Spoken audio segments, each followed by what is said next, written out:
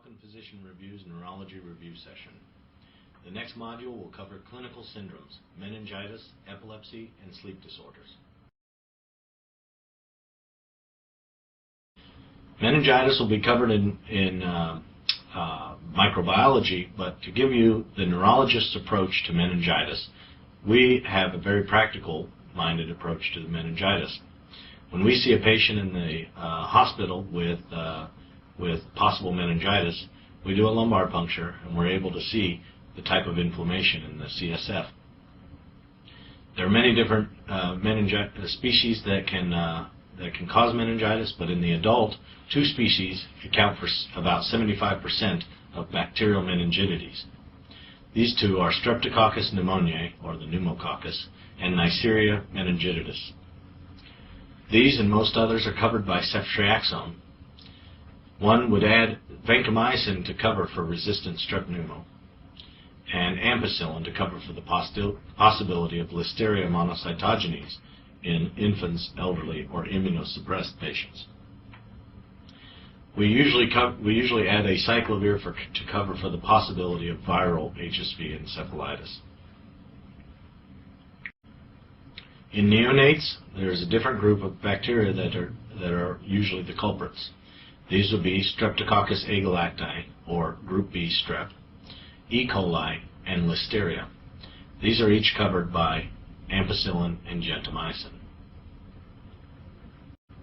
In the immunosuppressed population, such as age patients, there are several, and probably too many to cover in this venue.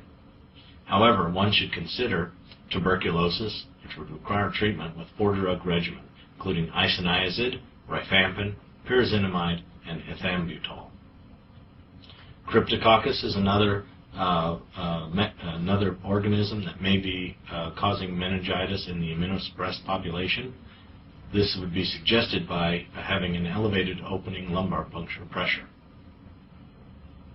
Toxoplasmosis would be suggested by an MRI with a ring-enhancing lesion, but these ring-enhancing lesions are also seen in an abscess and in lymphoma. So one would treat with sulfadiazine and pyrimethazine if one suspects toxoplasmosis. Let's do a clinical vignette. A 45-year-old Boy Scout instructor returns from a 2-week camping trip with a high fever, a severe headache, and a pus-filled boil on his right cheek that appeared after he cut himself on a tree branch.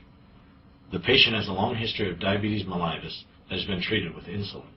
He also complains of intermittent vomiting, nausea, and episodes of delirium. His headache is particularly severe on the right side.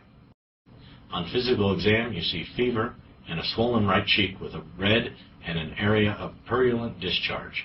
The right side of his nose is hard and swollen. His right eye is very painful and protrudes, which is termed exophthalmos. Right eyelid is swollen with black discolorization, and he has a loss of function of the right extraocular eye muscles. He has tingling and burning paresthesia of the right upper quadrant of the face. This combination of symptoms would suggest that the patient has an infected cavernous sinus. The cavernous sinus has a number of structures running through it that are important for eye movements in addition to facial sensation. This would be cranial nerves 3, 4, V1 of 5, and 6. The carotid is also seen there.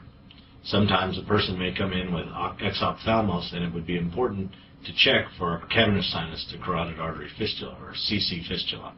One can check for this by holding a stethoscope over the forehead of the patient, and you may hear a whooshing sound as each pulse through the carotid artery is transmitted into the cavernous sinus.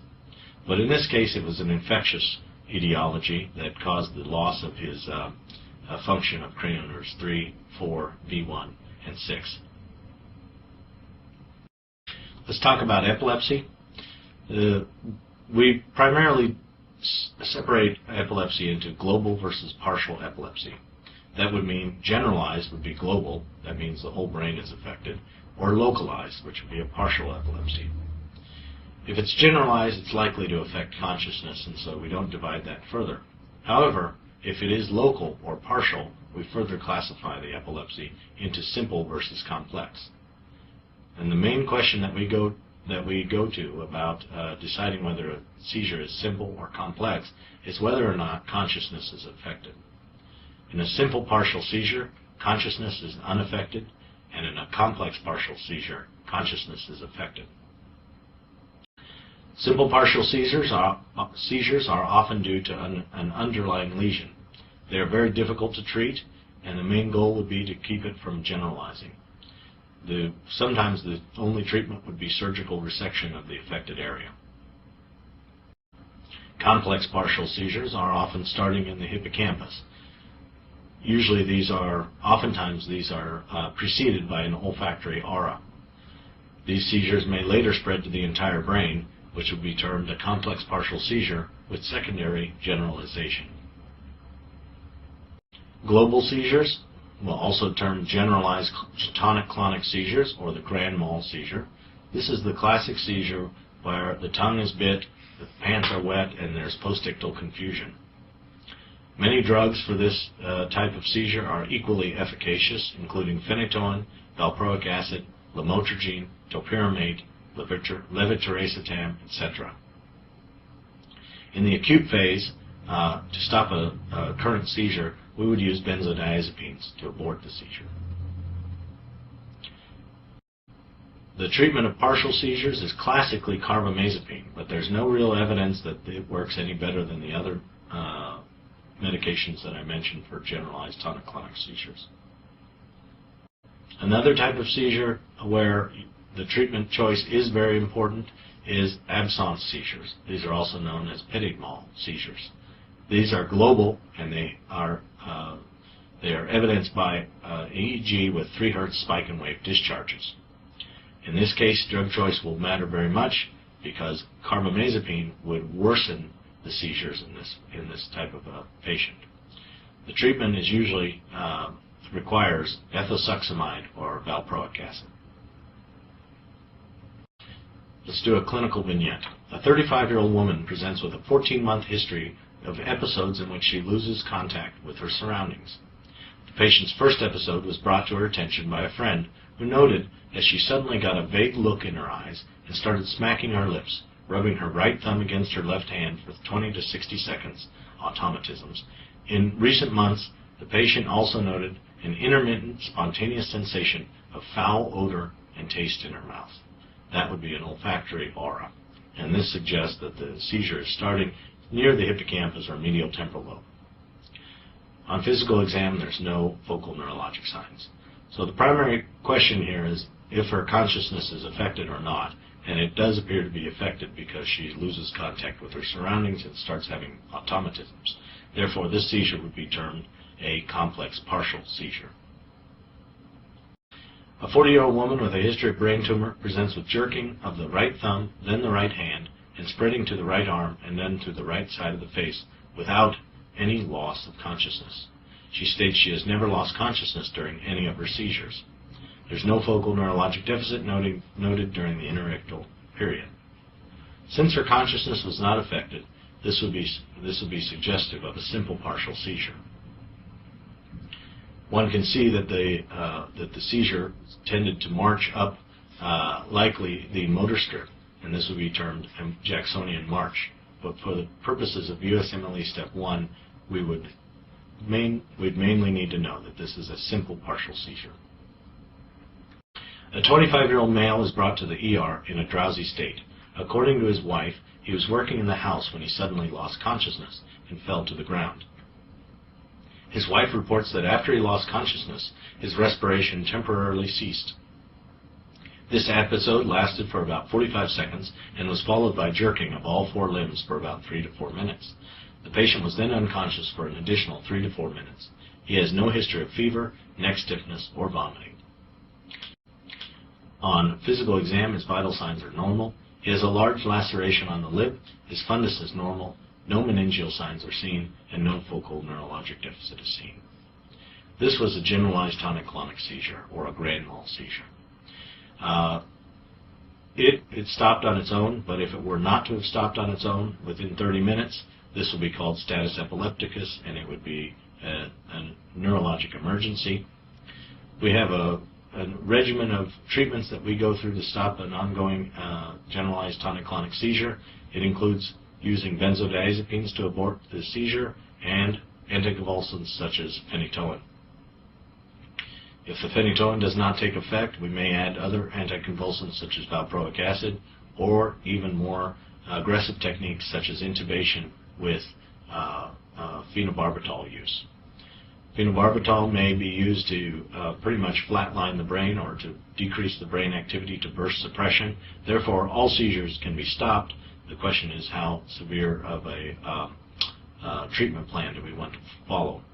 But if the seizures don't stop, we have no choice but to use very aggressive techniques to stop the damage that's ongoing to the brain through the excitotoxicity. In a seizure, one of the main things that you want to do is to prevent the patient from hurting themselves, so you should pad the surrounding area and turn the person on their side. One thing that we as neurologists want to avoid is the use of paralytic agents, because in intubating the patient, we're unable, once there's neuromuscular blockade on board, to be able to look at the patient and know whether they're seizing. Therefore, we would require an EEG tech to come in to look at the brain activity. Therefore, if neuromuscular blockade is to be used, it should be a short-acting neuromuscular blockade. One may put a neuromuscular blockade agent on and feel very comfortable about themselves, but inside the patient may be their brain may be frying itself through multiple seizures. So that's why it's important to be able to retain neuromuscular function so that the neurologist can see whether his treatment is taking effect or not. A 10-year-old male spaces out during class and exhibits a slight quivering of his lips. These brief seizures happen several times a day, each lasting from a few seconds to a minute. The boy's teachers report that the child exhibits no postictal confusion, but to add that at times he does not know that he has had a seizure. An EEG shows 3 Hz spike in slow wave activity. Imaging of the brain is normal. This is suggestive of absence seizures. These are usually in children, and the children often grow out of them. These are global seizures that affect the entire brain, and the treatment needs to be either ethosuximide or valproic acid. One would not use carbamazepine in this case because it would likely make the seizures worse.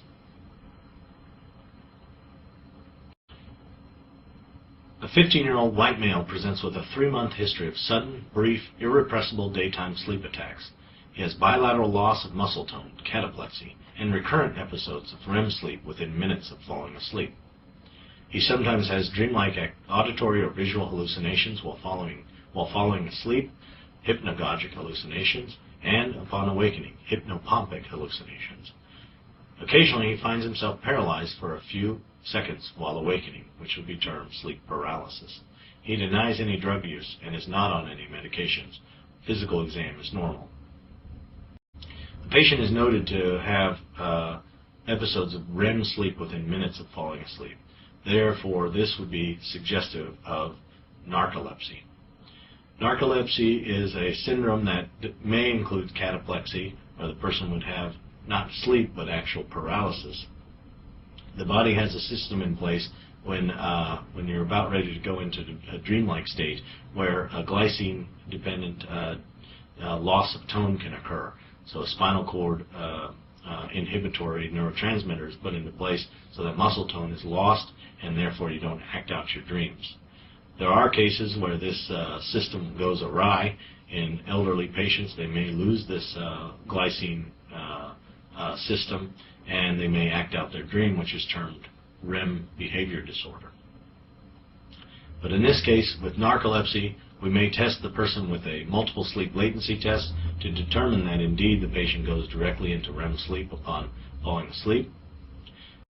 And one may use stimulants such as Ritalin, which is methylphenidate, or modafinil, which is Provigil, to prevent daytime sleep attacks. Tricyclic antidepressants such as amitriptyline or imipramine may be used to control for cataplexy. SSRIs may be used as well. Another treatment for cataplexy is Xyrem or sodium oxybate, which is the sodium salt of gamma hydroxybutyrate. This is a highly regulated medication which is only available from one pharmacy in the United States, and that's because gamma hydroxybutyrate is an abused drug. Therefore, even though it is effective for treating cataplexy, one would have to be approved for the use of that medication. One may use benzodiazepines to control for insomnia, and certainly if there's a presence of obstructive sleep apnea, one would use CPAP. Sleep apnea is a very important thing to address. This is a very prevalent syndrome. With America's body habitus getting larger and larger, people tend to have a blockage of their airway upon falling asleep and losing muscle tone. So that would be termed obstructive sleep apnea, where the patient continues to try to breathe but is unable to get air into their lungs while they're sleeping. These people will have awakening periods many times a night, up to hundreds of times a night, and desaturation episodes that accompany them. So this takes a big toll on their health and their pulmonary artery pressures as the blood is trying to be pushed through these hypoxic lungs, and also upon their daytime performance and also driving. So it puts everybody at risk if this is not recognized.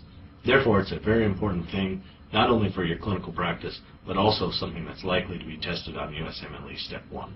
So obstructive sleep apnea would be tested through a sleep laboratory where they're able to monitor the person during sleep to see if they have desaturating episodes and episodes of apnea. The treatment for it would be CPAP, or continuous positive airway pressure. This acts as an air splint to keep the trachea open and allows the person to reverse their breathing technique so that they have to push out in order to breathe out, but upon relaxing, air is pushed into the lungs. This can be an extremely happy event for the patient that finally has their first good night's sleep after years of having obstructive sleep apnea. Central sleep apnea would be a different mechanism, but often these are mixed with obstructive sleep apnea. Central sleep apnea is when a person falls asleep and then loses the drive to breathe, or actually does not have, it's not that they have an actual obstruction of the airway, but their medullary respiratory neurons are not activating the phrenic nerve to take a breath. CPAP is also effective in this, and it would be the way that we would treat it. In the more severe cases, a phrenic nerve stimulator is sometimes used in children with severe central sleep apnea, which is termed Ondine's curse. Restless leg syndrome is an important sleep disorder. This is an uncontrollable urge to move the legs and a very uncomfortable feeling in the legs. This can be treated with dopamine agonists. One should also look for iron deficiency in these patients, even though that only accounts for a small portion of the patients with restless leg syndrome. This concludes this session of the Falcon Physician Reviews Neurology session.